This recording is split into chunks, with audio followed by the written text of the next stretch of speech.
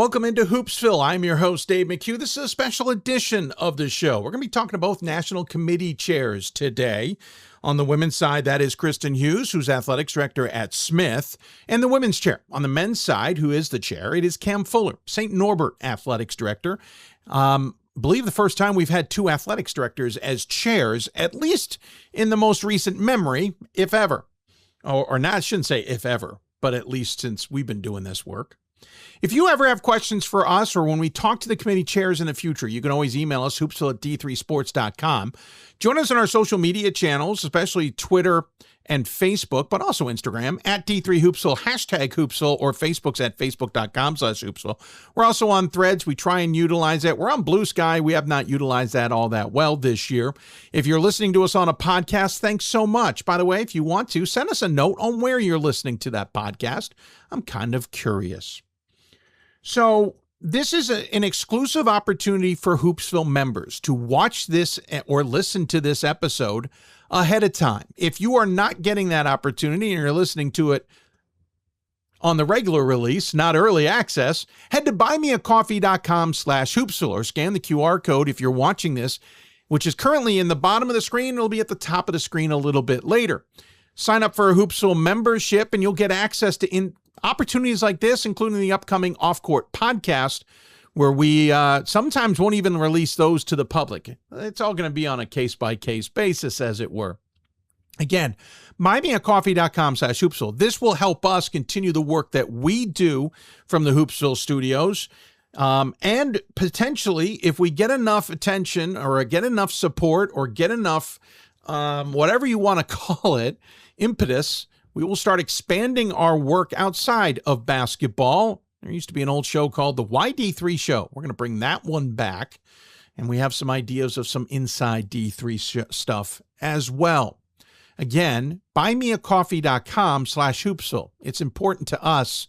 We appreciate all of those who've signed up, and we look forward to hearing from more of you. We'll also be adding some perks there, too, for any of you who are interested. So this conversation is going to be a general conversation with our national committee chairs, our first chance to talk to them this season. We're just going to lay the groundwork. We're going to go into some detail, but not a lot. We're not going to get into the nitty-gritty. Will so-and-so be able to host? Will there be a pod in certain locations? On all that detail. Because it's too early yet. We're talking mid to late January right now, and the committee has about 5 to 6 weeks to still do work before they ultimately make all those decisions. And the fact is, a lot of things will change between now and then that will impact those decisions. One thing we know, the men are going to be in Indianapolis with a championship game, which means Fort Wayne, Indiana will be hosting the Elite Eight and Final Fours, which means a Sweet 16 round will be like in 2020, where it'll be by itself, and it was like this in 2013 as well. But in 2020, we're going to play 4 games on a Friday and 4 games on a Saturday before COVID-19 derailed it all. So we'll talk a little bit about that and how it impacts the women's side of things as well. But again, this is a general conversation, laying the groundwork a little bit, talking about some things that have certainly come up. It's been a year since we initiated NPI, so we'll get reactions on that as well. And other things, we'll have more further in-depth conversations with them as we go further into the year. And with that, we go to our interview with Cam Fuller and Kristin Hughes.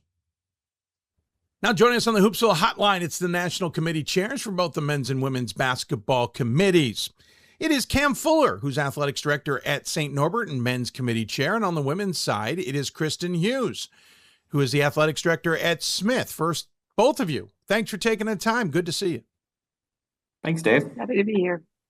Kristin, quick question out of the gate. We're talking to you shortly after a bit of a surprise on your campus. The Jumbos knocked off your basketball squad. How is everybody doing on campus after that surprise? Well, I mean, nothing like a loss to get you redialed in, right? So long way to go with the season. Obviously, I don't think the team was happy with how they played last night, but we'll see. We'll certainly learn from it and grow from it. One thing I definitely thought of when I saw that was, I feel bad for the new Mac because that team is going to be dialed in at least for a few more weeks.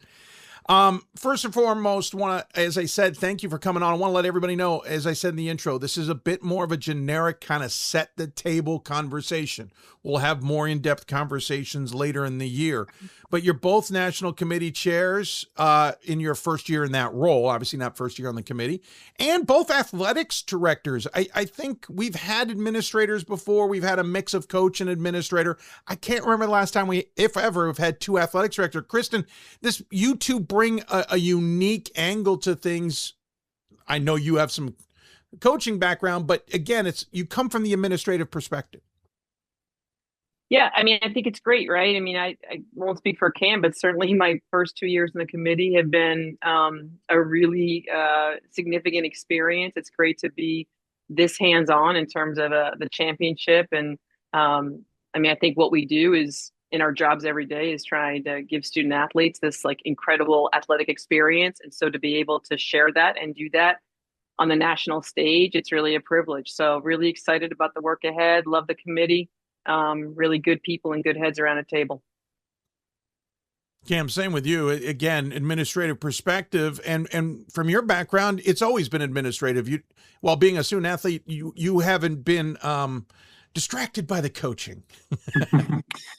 Yeah, I grew up in a coach's household. My dad was a longtime girls basketball coach. So, sports has been a part of my life since I was, probably running around in diapers. But the point is I think that's one of the fun things about serving at the Division III level, right, is that the committee is made up of a mix of coaches and administrators. So if you look at our committee, we have 6 administrators, 4 head coaches. So you really get that perspective of the coach, you get the perspective of the administrator. And I think, again, unique to Division III, some of those head coaches also are administrators as well, as they wear kind of dual hats. So we have a really great committee. And I think the one thing that excites me is we've had a really strong leadership in the chair role that I've been able to learn that have been coaches. So kind of learning those intricacies, and obviously NPI, which we'll talk about, I'm sure later, adds a wrinkle to it last year as well. But that's one thing that I think makes Division III really special, is having the coaches and the administrators in the same room together. We should mention to everybody, while we're talking, the women's pre-championship handbook is out. On the men's side, it's not. And there's other ways to find out this information, but I always like asking it anyway. What the makeup of the committee is of the 10 individuals, obviously 9 outside of yourselves. Cam, can you just give us a rundown of your committee? Yeah, Region 1, we have Paul Booth at Norwich, who's the head men's basketball coach. In Region 2, Stephanie Dollar from UMass Boston, who's the deputy athletic director. And then in Region 3, we have Jeff Gorski, who's the head coach at Clarkson. I should mention Paul Booth is also our vice chair, as well as the vice chair in Region 3 being Jeff Gorski.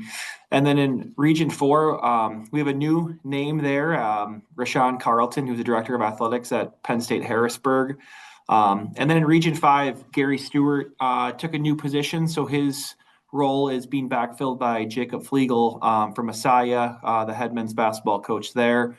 And then in Region 6, Danny Miller, director of athletics at Averett, and Danny's been on a number of NCAA committees, including his time now here on the men's basketball committee. And then excited to have another newbie in Region 7, and Doug Zip, the director of athletics at Ohio Wesleyan.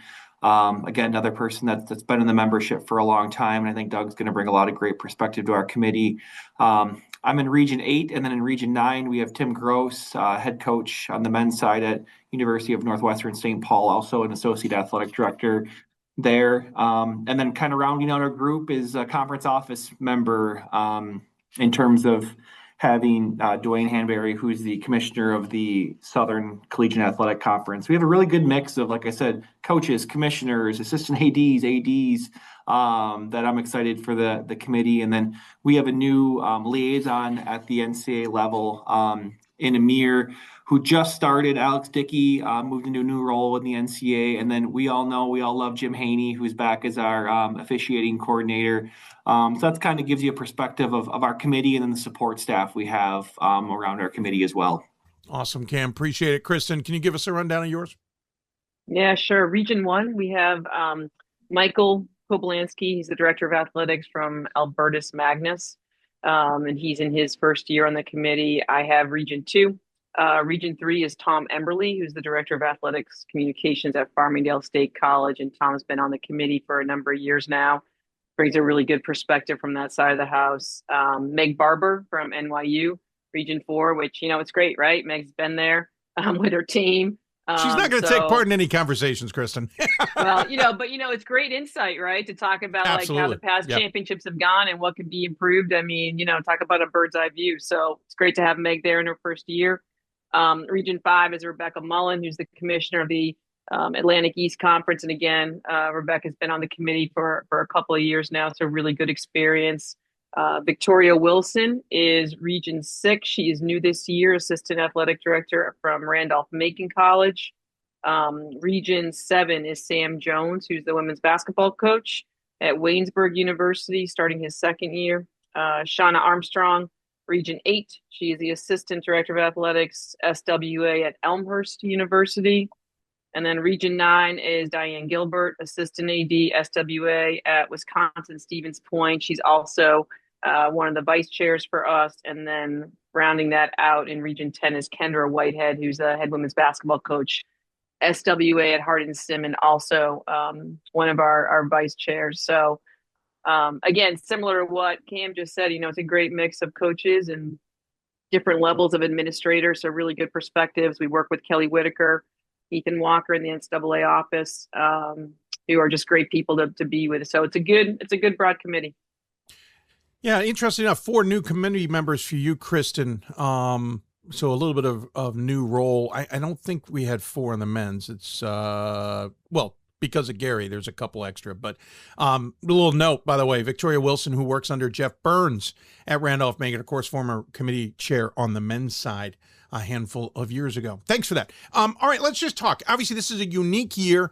The men's side has got the dual championship, which last time was attempted in 2020, and obviously derailed by COVID as we entered the second weekend of the round with the round of 16.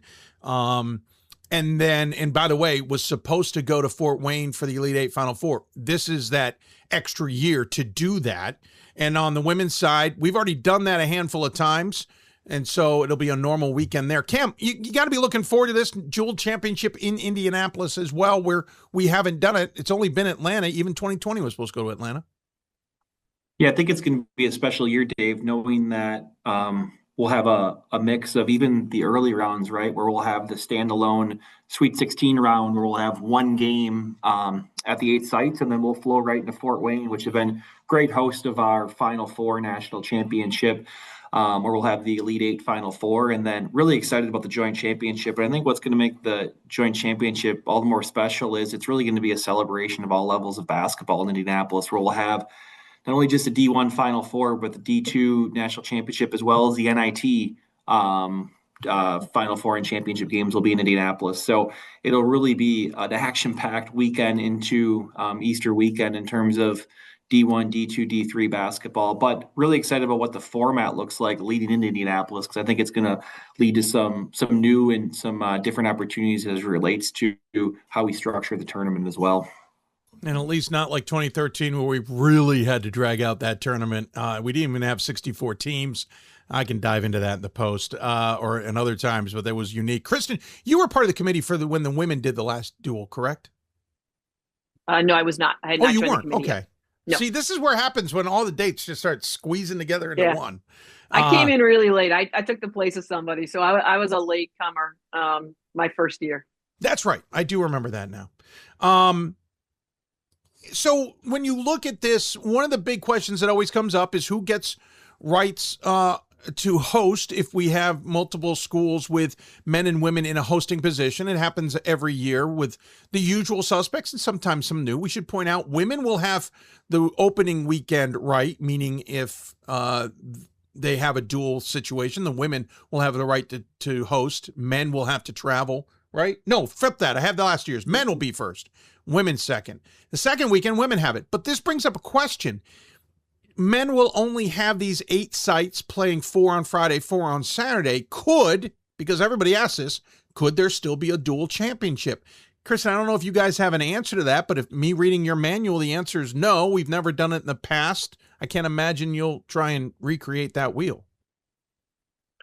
Yeah, David, I don't think so. I mean, I think we've taken a pretty firm stance on, if you had both genders at the same school. However, I will say we have not done a real deep dive into this situation where the men have the joint championship. And so that may be a little bit of a wrinkle that at the very least I know our committee would talk about. And at the end of the day, whether we stay firm in the policy or open up that door and do it, I think it's going to all just be about, is it giving the student athlete in these programs and these teams the best experience? And that's what we'll come down to. So I won't say it's a hard no. It's definitely something that we've talked about, though, in much more straightforward terms when there's not a joint championship. So if that case was presented, I think at the very least it would be, just due diligence to at least talk that through and see if it's a possibility and try to coordinate with the men if so. Cam, I'll get your answer before a follow-up on that. Yeah, I mean, I think that's one thing that I've enjoyed about Kristin and her leadership is I don't know whether it's the good, the bad, just the questions we talk regularly, right? About, hey, here's some uniqueness of the men's championship, and hey, here's the uniqueness of the women's championship. Let's have those conversations. And this is something that Kristin and I talked earlier this week, and it's something we're in discussions about because I think, like any good committee member, it's having those conversations both with the men's committee to see is there an appetite, and if so, having those conversations with Kristin and the staff at the NCAA to see, knowing this isn't the quote unquote normal year, is that a conversation we want to have? So there's a number of things that Kristin and I have talked about over the last few months as we've assumed the chair roles, and that this is one of those things. And that's what I appreciate about Kristin and her leadership is, hey, let's at least have the conversation versus maybe trying to figure this out in February when we're like, oh gosh, this could present itself. So let's try to plow that ground now. Sure, even if it's unnecessary. The follow-up being, I believe you can make a decision, but ultimately it would have to go up the chain of command, as it were, and Championships overall committee could overrule it, couldn't they, if you decided, yeah, we do want to do this? Yeah, they definitely could. I mean, I think, again, that's part of like what we're charged with, right? To come up with a really solid rationale for what we want to do and why. And I think the Champs Committee tries to honor those decisions as long as it all makes sense for the whole association. So again, to Cam's point, I think we would try to have that conversation together and see what makes the best sense for all the programs. When you look at the opening weekend, it'll be a normal opening weekend with 2 rounds of games.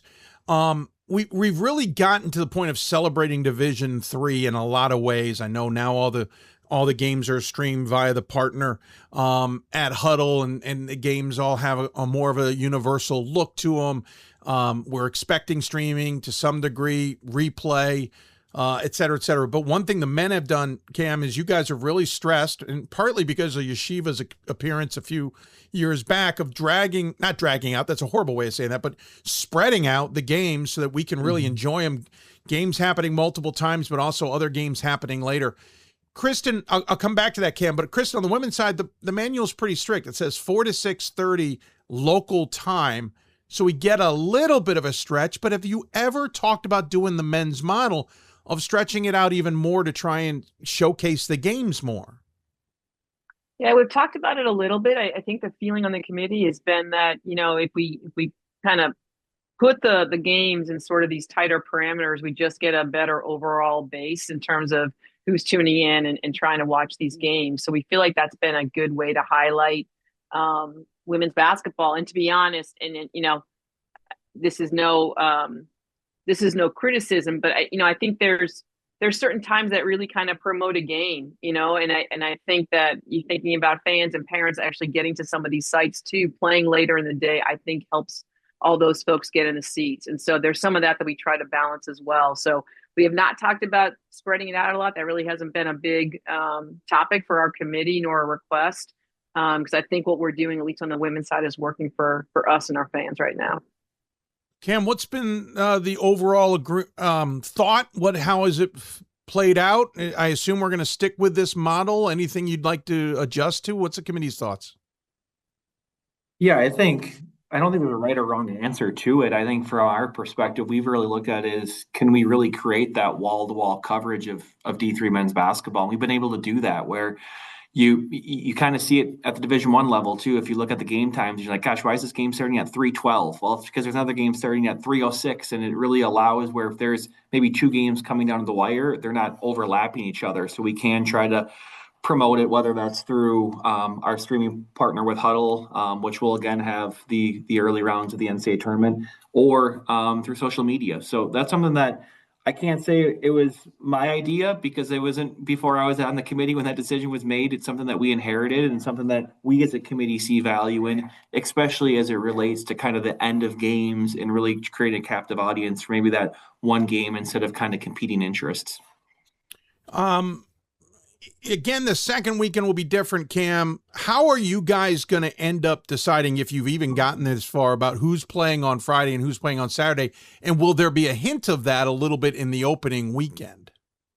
Yeah, we haven't decided in terms of how we'll structure that. What we have said, though, is the intention is to have 4 games Friday, 4 games Saturday. Having the 8 sites, I think it's going to be really beneficial for us to build the best national bracket possible, knowing that then those winners will flow into Fort Wayne. But we haven't decided in terms of, hey, who's going to be the 4 Friday, who's going to be the 4 Saturday. I think part of that will come through the bracketing process once we have a better idea of what that will look like. Last year, one of the qualms with going to ESPN and Plus primarily was that, unfortunately, the games kind of got stacked on top of each other at the championship weekend. And while we will be a little bit different this year, we have seen the schedule on the men's side. I haven't seen the schedule on the women's side. Is there a fear in Division III overall, Kristin, we'll start with you, about putting the games up simultaneously and kind of limiting the opportunities Division III has to celebrate itself with, say, back-to-back games? Again, it's nonlinear, so it's not doing the traditional sense, but still, you'd have to have 2 TVs going.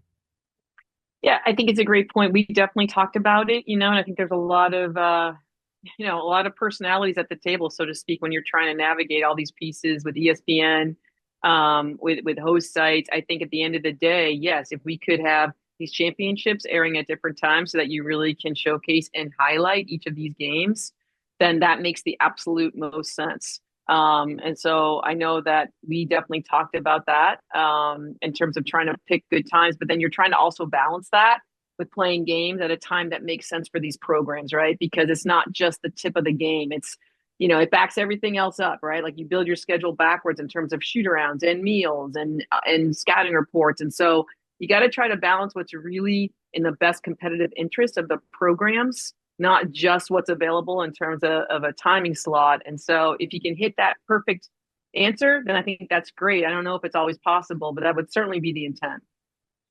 Cam, your thoughts on the same question? Yeah, I mean, I think Kristin hit the nail on the head. There's so many competing forces, right, in terms of what else is out there, what's best for that community. I mean, even when we work with Fort Wayne, as we're working on game times for the Elite Eight, it's hey, what makes sense from a community standpoint, which that may not work for another championship that's in the same timing. So I think what we've really tried to do is figure out what's best for men's basketball, what's best for the community we're in, and what's best for the teams that are participating. And if that means that we may overlap somewhere, that's probably going to happen kind of no matter how the cake is sliced. But we've also tried to do is think through as we especially get later on, like when we get to the Elite Eight, the Final Four, the national championship, how do we find times that we can hopefully ensure that there's butts in the seats as well, to make sure that, one of the things that, as I think back in my time in a conference office when we would survey our student athletes, a lot of it was, hey, it feels like a championship when there's people there, right? So playing a championship game at 10 a.m. probably doesn't make sense, but can we play it at noon or 2 or 5 when we think we can get people in the seats, right? So that certainly plays a factor as well. Yeah, certainly makes sense. Actually, I think the title game on the men's side is supposed to be later, but don't quote me on that now. We'll look it up later and get that in the tag. Let's pivot to NPI. Last year was the first year to get a chance to utilize it. It was thrown in, whether you wanted a practice run at it or not. Cam, your reaction on the men's side of how that went, what were the deliberations in the offseason, and how do you think it's working? I know we haven't seen official numbers yet. We've seen the unofficial ones, but how do you think it's going to work this year? Yeah, I mean, I would say, man, when we created the dials, we spent an enormous amount of time on what makes sense for men's basketball, with the understanding that, hey, there might be like sports that have different dials, and that's okay. And that's something that I know at the time the men's and the women's basketball committee talked about because the dials are different, and we were comfortable with that because I think at the end of the day, it's two different sports, right? So what's best for men's basketball, what's best for women's basketball? So we really felt like last year our dials went well. We haven't seen a large reason say, oh my gosh, we need to change this dial because this didn't happen. I think what we've really tried to do as a men's basketball committee before my time and during my time is value competition against strong competition and incentivize tough road games and playing tough games away from home.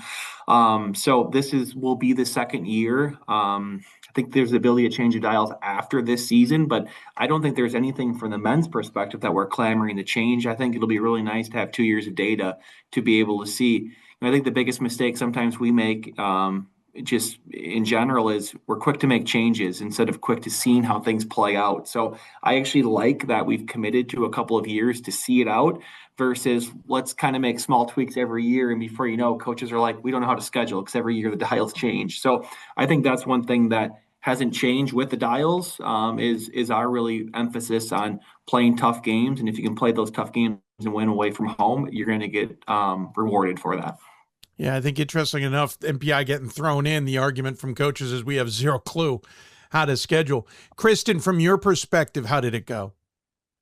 I mean, honestly, better than I think I would have anticipated it going. And to Kim's point, we spent a long time, and a massive shout out to Bethany Donnelly, who was our chair last year. I thought she did an incredible job. Not only educating people on MPI, but really doing deep dives into these dials and really helping us as a committee get to a place where we felt pretty good. And I think we got it pretty close. I can see us having some conversations after year 2 around the quality win multiplier. I could see us maybe putting a little more emphasis on SOS. I think we're watching closely where those dials are playing out for the men. And, again, 2 years of data will be great to kind of go back and play with the dials, play with the schools, and kind of try to really get this thing right. But I think you need a little time to shift those things around. So I think we're close, but I'd be surprised if you didn't see a little bit of a shift on the women's side.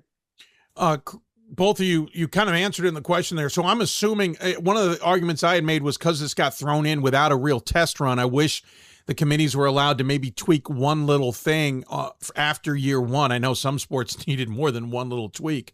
So, Kristin, I'll start with you. I'm getting the sense that you guys are okay with it, and getting that data is more important to make the adjustment after year 2 or 3 or whenever that happens.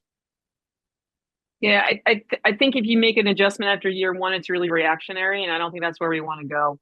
I think we got to settle into what this system is going to be, and our focus needs to be on really getting it right for your sport and helping coaches know how to schedule, what's actually going to get them the points. And I think the better job we do with that, then everyone's going to settle out. And then, you have hopefully the fairest tournament field possible, right? So, I think you have to look at more than just 1 year to accurately do that. So it'll be interesting to see kind of where we fall at the end of this season. Cam, anything you want to follow up on that? You don't have to if you don't have anything. Yeah, I would just note one thing. I mean, when we spent an enormous amount of time on the dials, we were actually able to access the prior year data and literally move dials and see how that impacted things. So, yeah, would it be nice to have a year? But honestly, we had that year because we were able to pull prior year data and then see, hey, if this is a tournament we selected with the human element, how does that fit with the computer element? And, shout out to Luke Flacursy and our committee that year because, I mean, we spent – it felt like every week we were on, multiple hour calls and we thought we had it. And then we were like, we don't have it. We got to have more discussion. So, but I do think, I think sometimes there's this fallacy that, well, we just kind of threw numbers to see what would stick at the wall. No, I mean, we had the data that we could play with from prior years, and that system was very, very intuitive to be able to move things around to see how that would fit from what we value as a committee.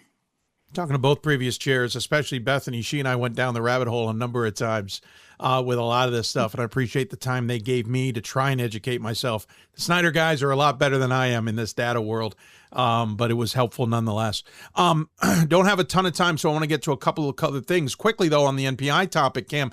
The one thing that is a concern of mine, I think a concern of many, is that it has removed a little bit of the luster. It's removed a little bit of the excitement. It's removed a little bit of the drive at the end of the regular season. We now know everybody who's in the tournament. The only thing we don't know is bracketing, and we kind of can figure that out for the most part. It's taken a little bit away from the selection shows. It's taken a little bit away from the last couple of weeks of regional rankings. Is that a concern that we've kind of, for lack of a better description, kind of dulled everything down? Yeah, I'll tell you, I think it's even made us rethink about the committee work, right? And it's made us rethink about the RAC, the regional advisory committees. How do we keep those committees engaged, knowing that, we would sit on 5-hour calls as a committee, literally splitting hairs of there's this school and there's this school, and how do we break that? And if we break it that way, well, we got to make sure we remember that. So when we have a similar situation in 3 weeks, we're breaking it the same way. So it's really made us even rethink the committee work. But I think what it's also allowed us to do is spend more in-depth conversations in the bracketing process. So as the year progresses, we can spend more time thinking about those scenarios versus, is this team the second best team or the third best team? Well, now we know that. So I can certainly see it from a fan perspective, though. I mean, you can log onto a website and see exactly where your team is going to be. So I think, in some ways it lets the coaches know, here's where we stand, right? We got 5 games left, and we're if we don't win our conference tournament, we're right on the bubble. So I think in some cases it's probably helped that. Has it taken away some of the luster of it? Sure. But I think there's also some advantages to it because, again, you know exactly where you stand going into every game, especially as we get to the end and we have more daily pushes. Kristin, anything to add? I mean, I would just say, I think for folks like yourself, Dave, absolutely, right? Because it takes sort of the surprise and, the big amount out of it. And I think that's certainly a challenge. But, if you're a student athlete, if you're a coach, if you're not excited knowing you're going into the NCAA tournament, then to me, you don't need some big announcement. You tell me where I'm going and how we're getting there, and let's go. And if that doesn't get the vein in the side of your neck pumping, then I don't understand you. So I don't think the luster is gone. I think it's just shifted the focus on where the excitement needs to be, which is about that experience for teams and for coaches. I do enjoy watching the reaction of student athletes when their name pops up on the screen when they realize they are in a tournament. I think that's where I think the luster is gone a little bit, and we don't need to dive into this rabbit hole. I do at some point want to talk about the future of RACs, and because I know that was a concern when this all came up, was this is a professional opportunity to grow, and this is kind of being removed. And I've already talked to RAC members who feel like they don't understand their role anymore. Let's pivot to bracketing and decisions. I know you don't have all the answers here. We've gotten finally a chance to see a SCIAC hosted pod on the men's side. Women, we might be walking towards that. It feels like the fall was an exception because of all the issues with the U.S. government and flight disruptions and stuff, but it feels like you all have given, Kristin, a little bit more reins to get a little bit more of a national tournament, get a little bit more of flexibility, as it were, not only in the first weekend, but the second. Yeah, I mean, I was hoping you were going to start with Cam, and Cam had all the bracketing answers, so that's too bad. But since you pitched this one to me first, yeah, I think, again, it's about really doing due diligence as a committee and being able to articulate why we're putting people in the pods that we are and how this is going to play out. And I also think you can't just look at the first weekend. You also have to look at that second weekend, because I think if you look at them in isolation, then that's where it can get more challenging. So that's what we're going to try to do. Obviously, you got to wait until you have those final MPI numbers to really see how it shakes out. But, we'll try to obviously create a bracket that really rewards these programs in terms of their body of work and hopefully put them in places that show that. Cam, to some degree, the second weekend's a blessing and a curse, because I can't imagine they're going to give you 8 flights in that second weekend to go to 8 different sites. So you got a little bit of a different challenge here. And I will also ask, do Salem, because it was Salem last time, do Fort Wayne flights get impacted? Will they count that as part of your quota, as it were? Yeah, I mean, there's no quota we're given. I think the that we try to do, Kristin probably would say this as well. We try to build the best bracket possible, right? So I think from our standpoint, knowing that we're going to have the 4 additional Sweet 16 sites, I think is going to be really advantageous to us because we're more likely to find teams within 500 miles to be able to build that bracket. So in terms of kind of trying to keep from a seed path line, trying to keep it true to the MPI rank, I think having that Sweet 16 round as a one-sider is going to be incredibly helpful for us to give us 4 more sites. And then, once we get to Fort Wayne, we're in Fort Wayne, that kind of, for lack of a better term, it is what it is. And then when those teams are in the championship game, that kind of is what it is as well. We can't control that. Really what we can somewhat control, and again, geography impacts things. Do schools put in a bid, host thing impacts things. But really that first weekend and the second weekend is, I think, where really our, for lack of a better term, control is. But once we get past that, it's really outside of our control because those are at predetermined sites. I mentioned in the chat where I was going to wrap up, but one quick question. Officiating, men's side, Jim really has taken the reins on this, tried to put the best officials out there. I think he's done an amazing job with that, Cam. Any further thoughts on trying to not only reward good officiating, but get the best officials in the best places? Yeah, Jim Haney is just, first of all, he's an incredible guy. I mean, the guy eats, breathes, sleeps basketball. We're going to spend a little time next week.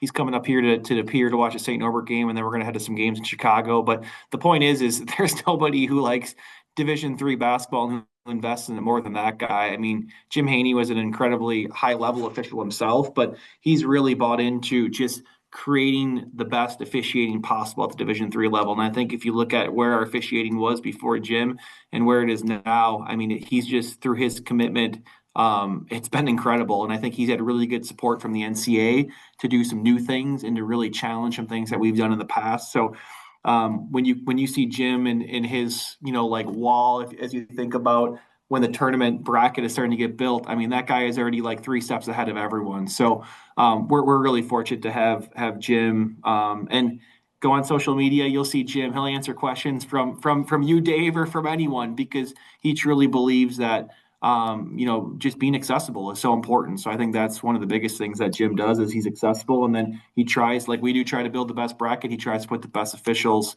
out on the court for each and every game. Kristin, I feel like on the women's side, this is the one thing we haven't quite achieved. We're not quite there. You have had a change. Jim's been there since day one. The women have had at least one change.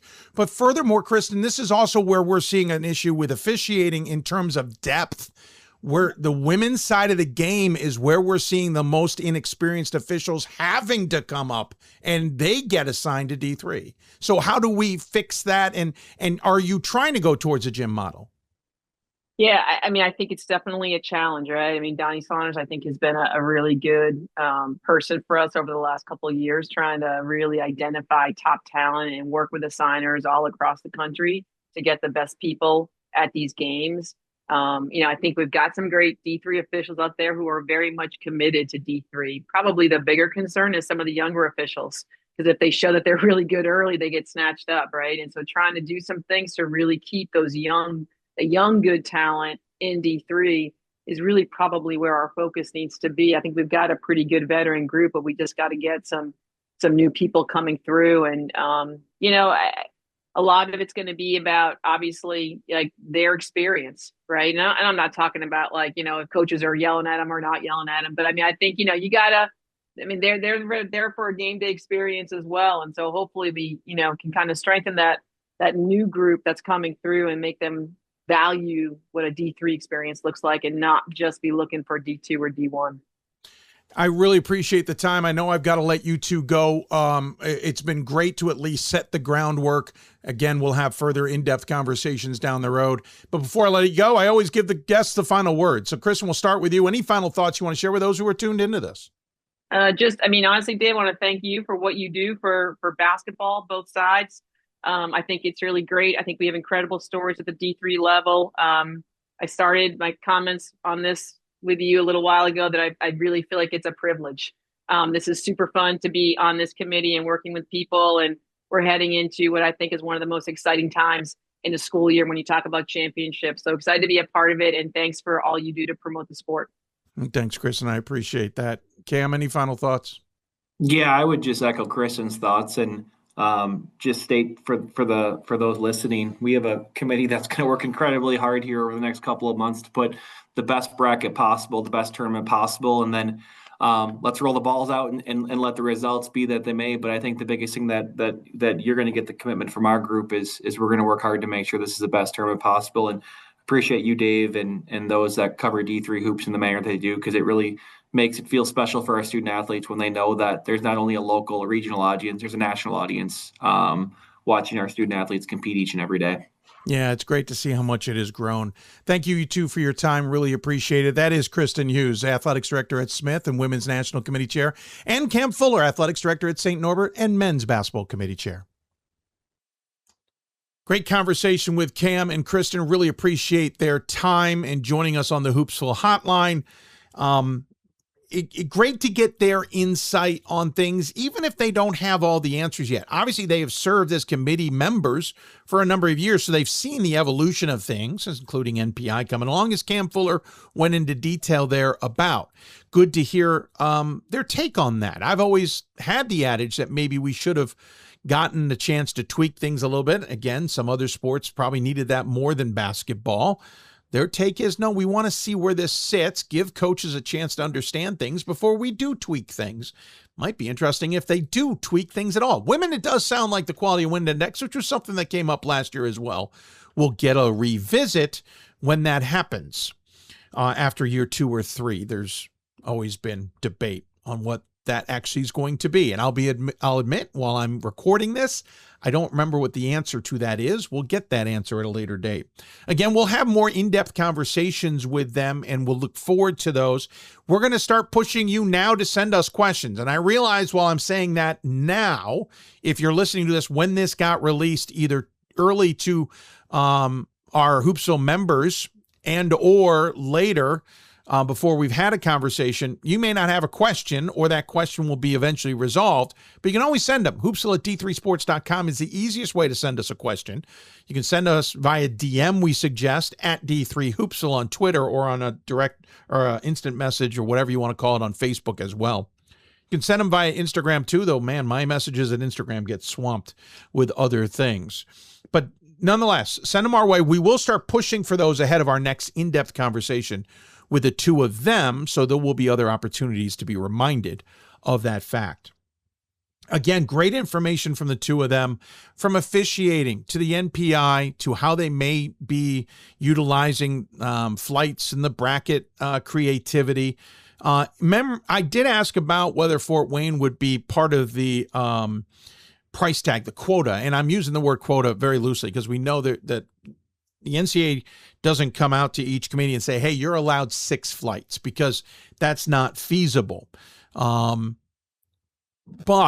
in the past, those super weekends, whether they were to be in Salem, or they were in Salem, or they were to be in Fort Wayne, or on the women's side when they have been at those locations, have not counted against the committees. It doesn't mean that if the committee was to get 8 flights in a normal tournament ahead of the championship weekend, i.e. the first 2 weekends, they can use all those 8 flights.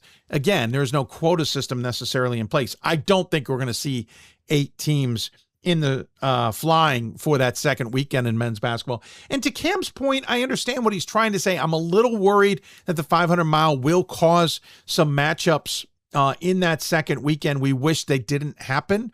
I know they'll protect at least the top 4, if not top 8 to some degree, but it doesn't mean 8 is going to be set up to take on 1 necessarily. Maybe they can do that in Fort Wayne, but 1 would normally play 16, 2 would normally play 15, 3, if you have a traditional bracket that we're accustomed in March Madness, I don't know if they can keep that structure.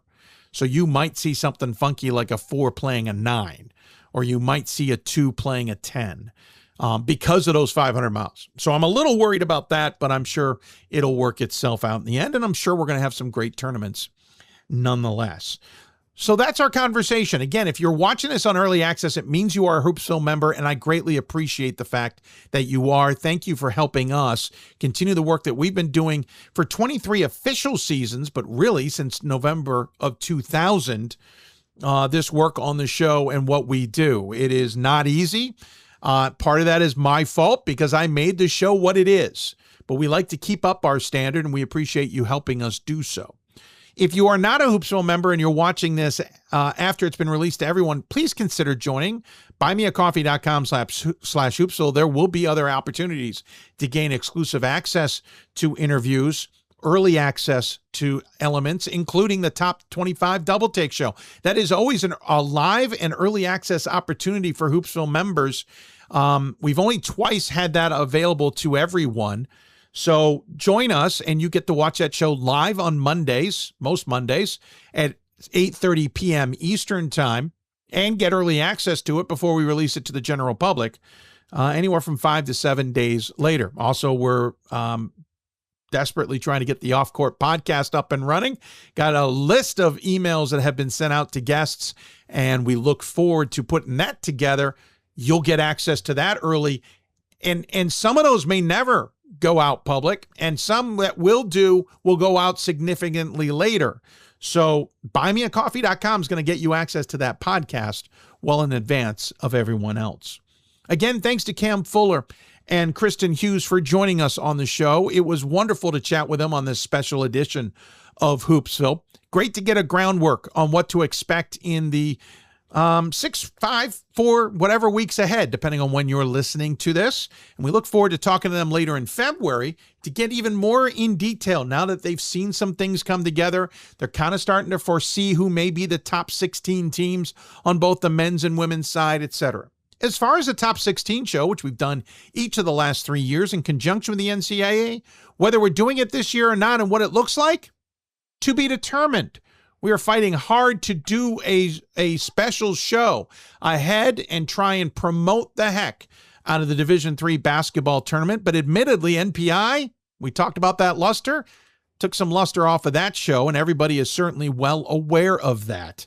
How do we refigure that show? How do we redo it where we're showcasing and promoting the heck out of Division III without there being a ton of work and none of you really paying attention? That's the magic in the sauce, and we're going to figure it out at some point. Stay with us on our social media channels at D3 Hoopsville and hashtag Hoopsville at Instagram, Twitter, and Threads, or go to facebook.com/Hoopsville. You can go to Blue Sky there as well. We'll try and do better at promoting ourselves on that media channel.